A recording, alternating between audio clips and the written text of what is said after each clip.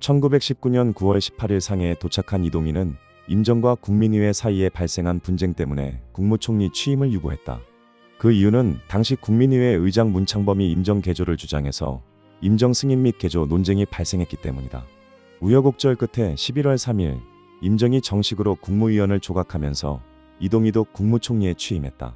김립은 11월 7일 국무원 비서장, 11월 8일 서무국장, 임정기관지 공보 편집장에 선임되었다. 이는 한인사회당이 요구한 상해 임정에 참여 조건 가운데 하나였다. 국무원 비서장 김립이 국무총리 이동희를 보좌해서 착수한 가장 중요한 결정은 한인사회당 소속 한영권을 임정특사 자격으로 모스크바에 파송하는 일이었다. 1920년 1월 22일 이동희는 국무회의를 개최해서 한인사회당이 추진해온 러시아 외교의 일환으로 한영권, 여운형, 안공근의 모스크바 특사 파송을 결정했다.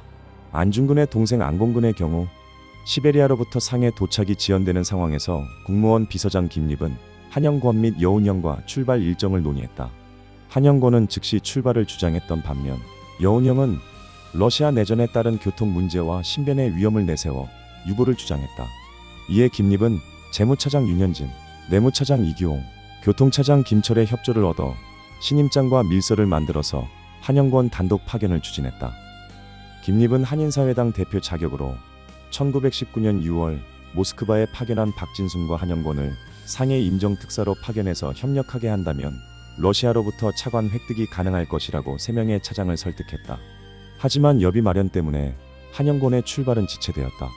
1920년 4월 중순 한영권은 상해를 떠나 외몽골 수도 울란바토르, 러시아령 트로이츠코삽스크, 베르네오딘스크를 거쳐 이르쿠츠크시에 당도할 수 있었다. 여기서부터 러시아의 국빈 대우를 받으며 시베리아 횡단 열차를 타고 6월 초 모스크바에 도착했다. 상해에서 모스크바까지 한영권의 여정은 약 45일에 달했다. 모스크바 도착 이후 한인사회당 대표 박진순의 도움으로 레닌, 치페린, 카라한 등 볼셰비키 지도자들과 면담했고 레닌으로부터 소비에트 정부의 임정 승인, 한국 독립군 지원 및 사관학교 설치 지원, 독립자금 원조 약속을 얻어냈다. 1920년 6월 한영권과 박진수는 러시아 정부 외교부로부터 총액 200만 루블의 지원을 약속받았다. 당시는 1920년 7월 19일 국제공산당이 모스크바에서 개최한 극동 피압방 민족대회 개최를 눈앞에 둔 시점이었다. 모스크바 자금은 전액 금괴로 지급되었다. 왜냐하면 제1차 세계대전 및 러시아혁명의 충격에 따른 급격한 인플레이션으로 루블화 가치가 폭락했고 서구 제국의 금융제재가 더해지면서 국제 결제 시스템이 붕괴했기 때문이다. 하지만 일거에 200만 루블의 금괴를 운반하기는 곤란했다. 그래서 1920년 9월 소비에트 정부 외교부는 총액 200만 루블 가운데 30%에 상당하는 60만 루블을 지급하기로 결정했다. 하지만 이 또한 운반이 곤란해 그 가운데 20만 루블을 소비에트 정부 외교부에 예치해두고 제1차 40만 루블을 가져오기로 했다.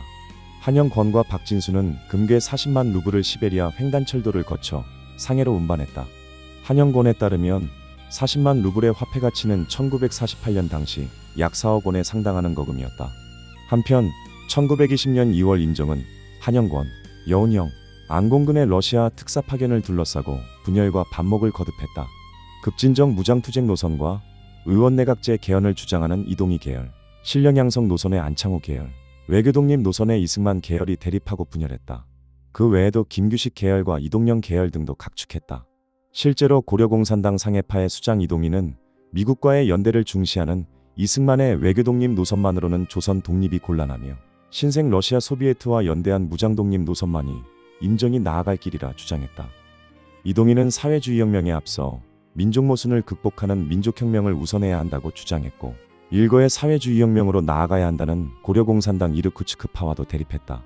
1920년 5월 중순 이승만 대통령이 독단으로 현순을 워싱턴 주재원으로 발령하자 이동희를 비롯한 비서장과 차장급 6명은 대통령 불신임 운동을 일으켰다. 6월 7일에는 김립과 3명의 차장이 사직서를 냈고 16일에는 이동희가 국무총리 사직서를 제출했다. 7월 16일에는 안창호와 이승만 계열의 동심협력에 반발해 임정탈퇴를 선언했다. 그러나 김립은 곧장 이동희에게 임정탈퇴 시 유보와 국무총리직 유지를 권고했다. 김립의 권고는 소비에트 정부로부터 모스크바 자금 200만 루블을 획득할 가능성과 원활한 자금 인출 때문이었다. 그 때문에 이동희는 이른바 밀서 사건을 빌미로 8월 11일 국무총리에 복귀했다.